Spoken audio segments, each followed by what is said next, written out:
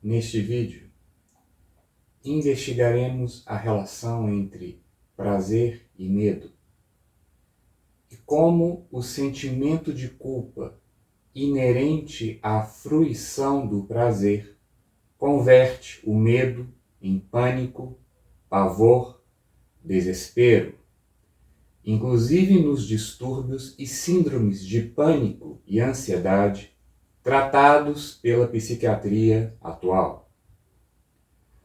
Nos vídeos anteriores, vimos que a experiência do parto é decodificada pelo bebê como a perda de sua parte fundamental, que supostamente passaria a existir por si mesma, fora dele mesmo, autônoma e independentemente dele. Este algo exterior coloca o bebê numa condição contraditória. Por um lado, ele precisa reassimilar este algo fundamental que lhe falta, sobrepujando-lhe. Mas, por outro, na medida em que a reassimilação é a condição imposta pela simples existência deste algo exterior, a restituição da autossuficiência do bebê, ao reassimilá-lo, o bebê está se sujeitando a ele. Assim, diante deste algo exterior fundamental, a atitude do sujeito tem simultaneamente o sentido de sobrepujá-lo e o de sujeitar-se a ele. O algo exterior, decodificado como o fundamento da existência do sujeito, carrega a própria essência do sujeito. Por isso, não demora muito para o sujeito reconhecer nele sua própria essência de sujeito, atribuindo-lhe a condição de outro sujeito. Outro sujeito que, exercendo a condição de estabelecer critérios para a validação pessoal do sujeito desamparado e sua assunção à posição de sujeito autônomo, momentaneamente ocupada por este outro, é atribuído por ele de autoridade. Logo, o algo exterior, que representa toda a exterioridade da qual o sujeito se sente separado em experiências como a do parto, assume diferentes formas, e cada uma delas é atribuída de autoridade por ele.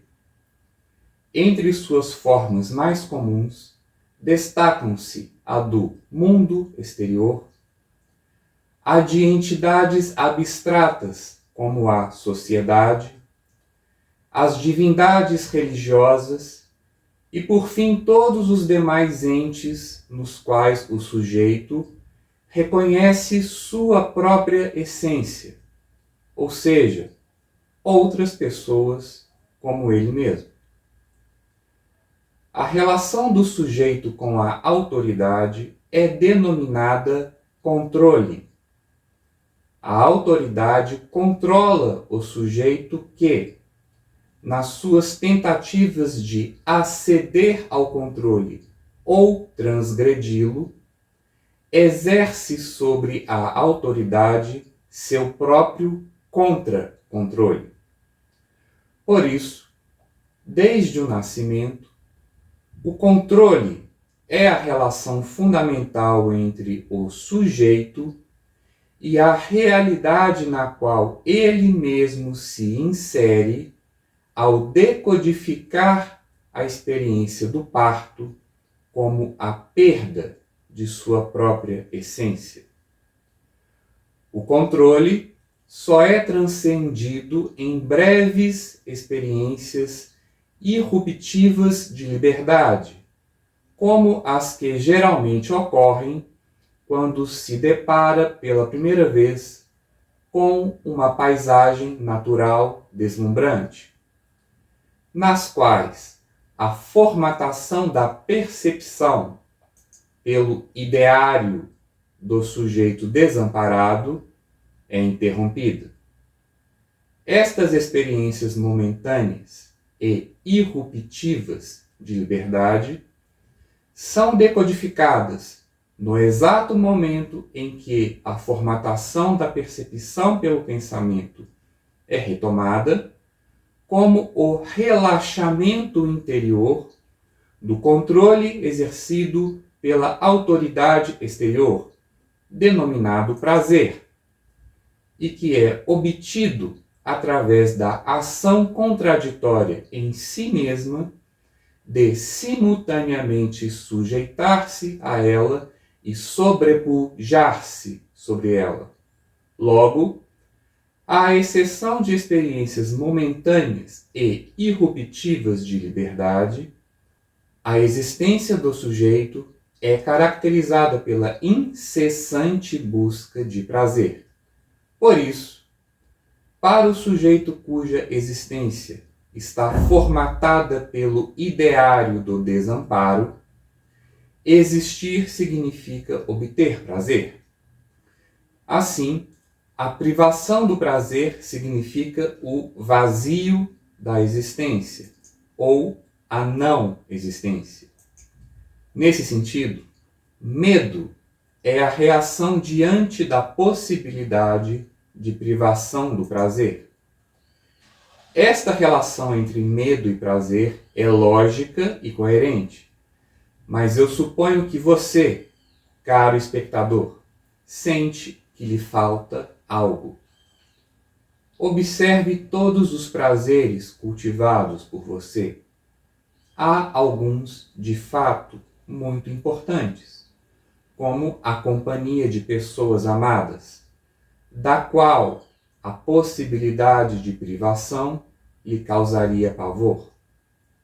Há outros tantos, também importantes, dos quais a possibilidade de privação você temeria, mas superaria.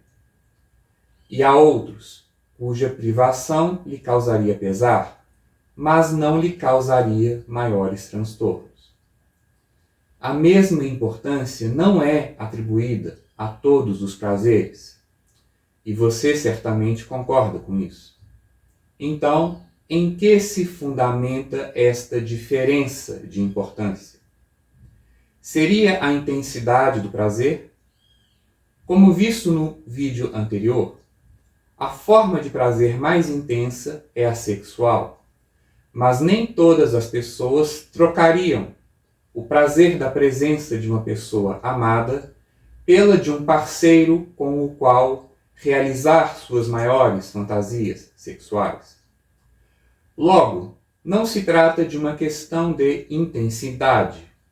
Como já analisado, no relaxamento interior do controle, há a decodificação de validação pessoal.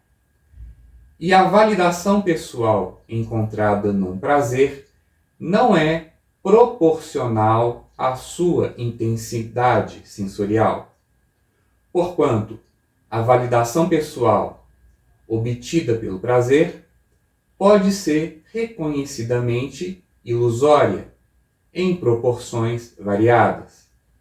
A validação pessoal, enquanto sujeição aos critérios de merecimento supostamente impostos pela autoridade exterior, caso decodificada como plena através da emulação, restitui ao sujeito sua condição autônoma, que assim, contraditoriamente, depõe toda autoridade exterior imposta até aqui a ele. Assim, na validação pessoal, há a decodificação da autonomia. E o prazer no qual se obtém maior validação pessoal é também aquele no qual a existência do sujeito é formatada pelo ideário do empoderamento pessoal ou pela crença no poder de exercer controle total, merecidamente conquistado e por isso justificado sobre o mundo exterior. Consequentemente, a privação ou a simples possibilidade de privação deste prazer será decodificada como insuficiência pessoal e nulidade existencial, e expressada num sentimento denominado melancolia. Contudo, porquanto na melancolia a nulidade existencial é decodificada como punição por causa da insuficiência pessoal, a melancolia assume a forma de sentimento de culpa. Assim, a diferença entre melancolia e sentimento de culpa reside tão somente na proporção do reconhecimento sobre seu aspecto punitivo. Melancolia é o sentimento misto de insuficiência pessoal e nulidade existencial. Culpa é o sentimento resultante da decodificação da nulidade existencial como punição pela insuficiência pessoal. Em termos gerais, o sentimento de culpa pode ser descrito como a sensação de morte da alma. O sujeito atormentado pela culpa vive a morte em vida. Ele já se sente morto por julgar-se barrado ao direito de existir. Diante da insuficiência pessoal, caracterizada pela falta de esforço, pela desobediência ou por formas similares, como a imprudência e a imperícia, o sujeito julga-se reprovado pela autoridade exterior que, na condição de fundamento da existência do próprio sujeito, revoga seu direito de existir.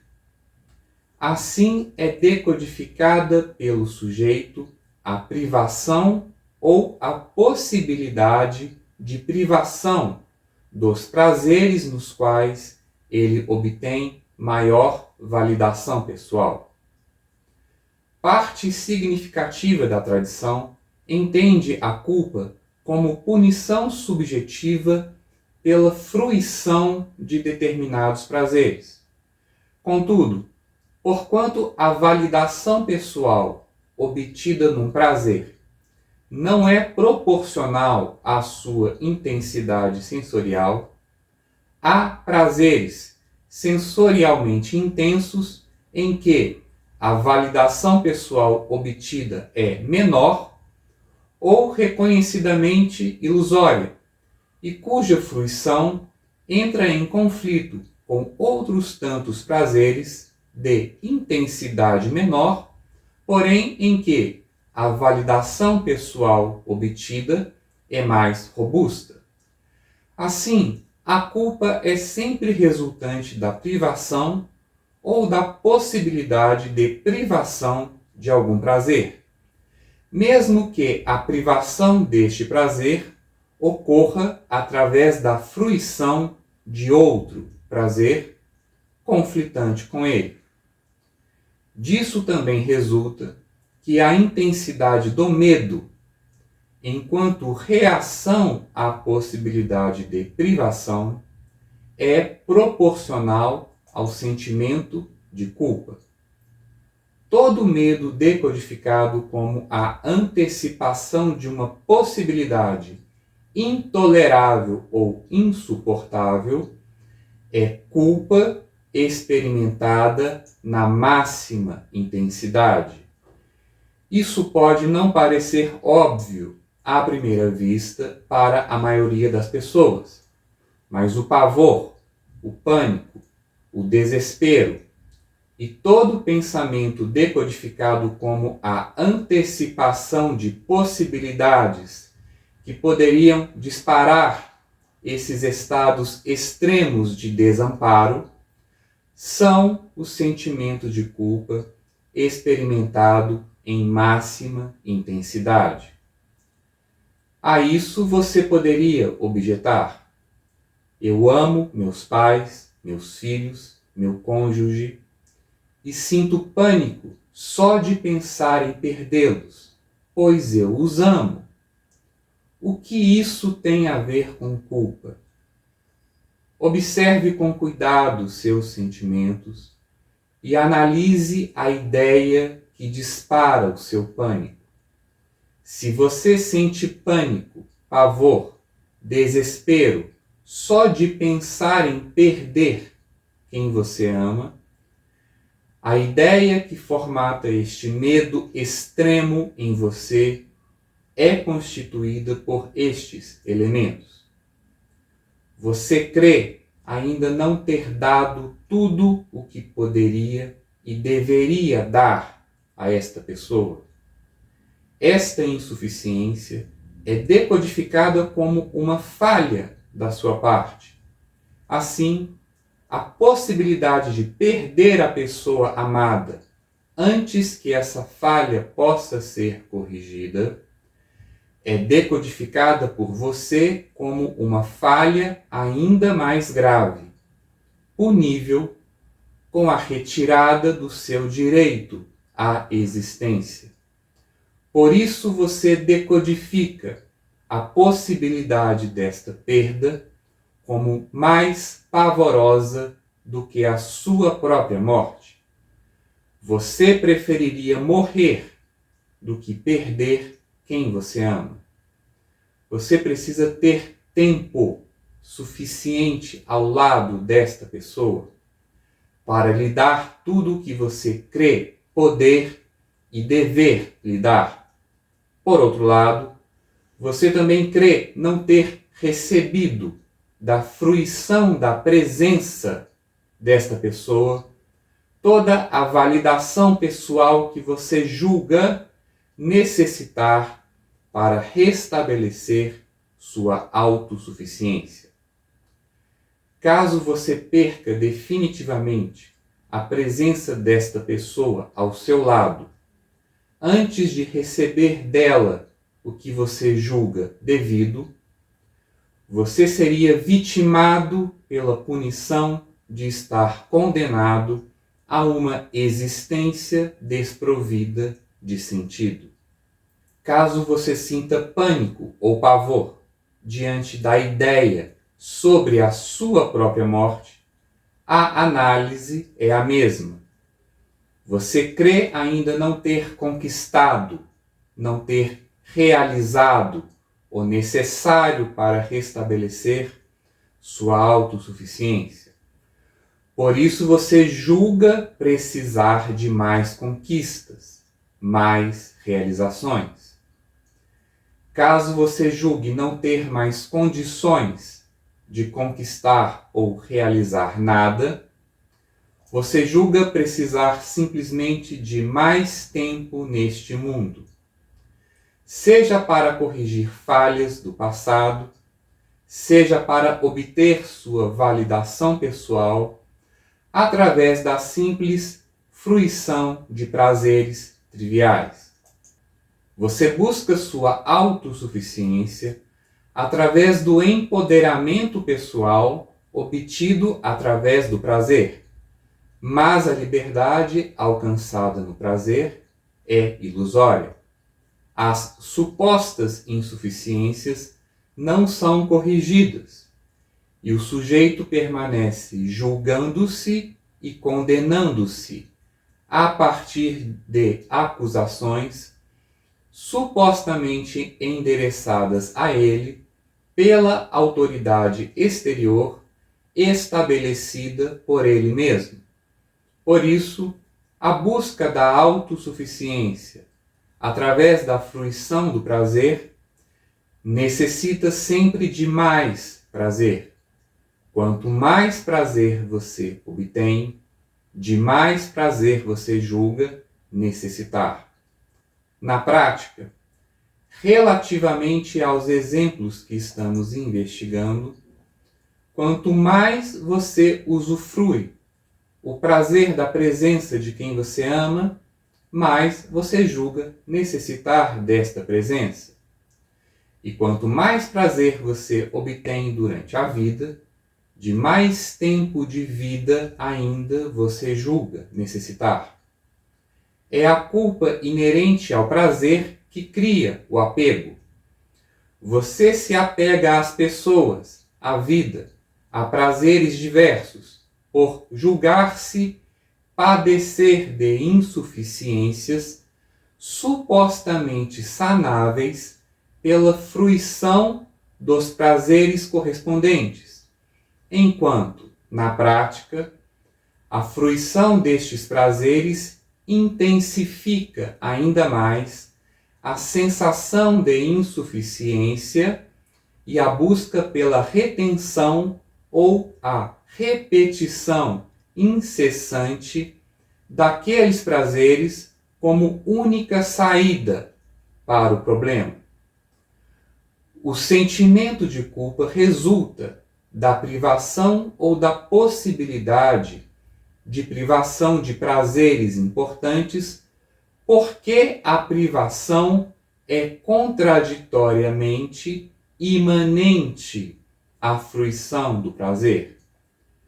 A fruição jamais restitui a autossuficiência, porque, uma vez que nela a validação pessoal é contraditória e barrada em si mesma, nela já está dada sua própria privação. A análise cuidadosa dos nossos exemplos também revela que, paralelamente ao sentimento de culpa, há o sentimento de vitimização. Pois, na relação com a autoridade exterior, os resultados obtidos através do esforço e da obediência em satisfazer os critérios de merecimento supostamente impostos por ela são decodificados como arbitrários. E a autoridade, que deveria ser justa, é decodificada como injusta. Neste sentido, tanto o padecimento pelo sujeito de suas insuficiências, quanto a punição aplicada por causa delas, é decodificada como injustiça, vitimando o sujeito com penas arbitrárias. Assim, é necessário analisar cuidadosamente a dinâmica entre o sentimento de culpa e o vitimismo. Num primeiro momento, o sujeito se sente culpado por não se esforçar e por desobedecer. Contudo, num segundo momento, o julgamento da autoridade sobre ele lhe parece arbitrário e ele se sente vítima. Mas, num terceiro momento, o sujeito decodifica a arbitrariedade da autoridade apenas como aparente, concluindo que, na verdade, ele não se esforçou suficientemente em decodificar corretamente seus critérios de merecimento. Assim, este terceiro momento representa um retorno ao primeiro momento, em que o sujeito se sente culpado por não se esforçar e por desobedecer. E o quarto momento, a seguir, é um retorno ao segundo e ao sentimento de vitimização, e assim sucessivamente. O sentimento de culpa cai na vitimização. A vitimização cai no sentimento de culpa. E o sujeito se afunda num lamaçal de melancolia que é simultaneamente sentimento de culpa e vitimismo. Na prática, o sujeito se sente vítima de suas próprias falhas. E isso significa que, ao mesmo tempo em que se culpa por elas, não se sente responsável por elas e por buscar uma solução para elas. Assim, a culpa induz o sujeito à inércia, ou a um estado em que ele se pune incessantemente por suas supostas falhas, mas permanece à espera de que alguém faça alguma coisa por ele, que alguém lhe tire daquela situação. Este alguém é a autoridade exterior que ele julga a responsável de fato por resolver o problema. A culpa é dele, mas a responsabilidade é do outro. Se você já passou pelo luto de perder quem você ama, o que direi certamente ressoará em você. Houve momentos em que lhe veio à mente a imagem da pessoa falecida, em silêncio, olhando fixamente para você. O olhar dela lhe acusava de diversas falhas, palavras duras que foram proferidas, desejos e sentimentos negativos endereçados a ela, pequenos ou grandes gestos de agressão, o amor que não foi suficientemente vivido e expressado. Você daria tudo por mais alguns momentos ao lado dessa pessoa, para sanar todas essas falhas, mas, simultaneamente, você devolve à pessoa o mesmo olhar acusador e lhe indaga: por que você fez isso comigo? O que eu fiz para merecer isso? Luto é melancolia profunda e mistura doses extremas de sentimento de culpa e vitimismo. Assim, é o sentimento de culpa e seu vitimismo imanente que converte o medo em pânico, pavor, desespero. E isso vale para os distúrbios e síndromes de pânico e ansiedade tratados pela psiquiatria atual. Os medicamentos controlam a erupção do sintoma, mas não tratam a causa, que só pode ser eliminada pela desprogramação de todas as crenças e valores que constituem o ideário do desamparo, do empoderamento pessoal, do apego ao prazer, da relação contraditória com a autoridade, etc. Cada um é livre para escolher o caminho a trilhar por esta desprogramação. Contudo, em todos eles há uma regra de ouro. Jamais dialogue mentalmente com a culpa. Jamais entre em debates mentais, internos, com aquela voz que te faz acusações, aponta suas falhas, prevê consequências desastrosas a seus supostos erros e a punição supostamente inevitável por todos eles. Ignore a voz da culpa na sua mente. Jamais responda a ela. Jamais tente lhe convencer de sua inocência e jamais tente se convencer de que as previsões desastrosas que ela lhe faz não vão acontecer. Simplesmente ignore tudo isso. Isso não é fácil de fazer, porque a voz da culpa age como um espírito que toma o seu corpo como numa possessão e controla a sua mente. Mas não desista. toda vez que for possuído pela melancolia da culpa, pelo desespero, pelo pavor, respire fundo. Foque sua atenção no momento presente. Ignore os pensamentos. A prática leva à perfeição.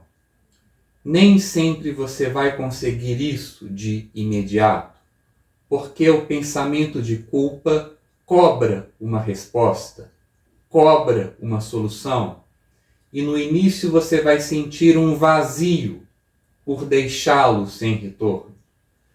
Mas lembre-se que o pensamento de culpa não se satisfaz com resposta alguma, e cada resposta que você lhe dá é usada por ele para reforçar ainda mais as acusações e as previsões desastrosas. Por isso, é dos males o menor deixá-lo sem resposta e aprender a tolerar o vazio. Ainda mais porque, com o tempo e com a prática, este vazio vai se revelar a você como a paz tão buscada. Assim, escolha o que lhe parecer o melhor caminho, mas lembre-se sempre da regra de ouro. No final, o pensamento de culpa sempre vence qualquer debate, qualquer diálogo. Não se satisfaz com nenhuma resposta e ainda as usa contra você. Logo, com a culpa não se dialoga, com a culpa não se debate. Diante do pensamento de culpa, nós simplesmente aprendemos a ignorá-lo, até que ele deixe de nos atormentar. E não importa quanto tempo seja necessário para tanto. Eu sou Daniel Grandinetti. Muita paz.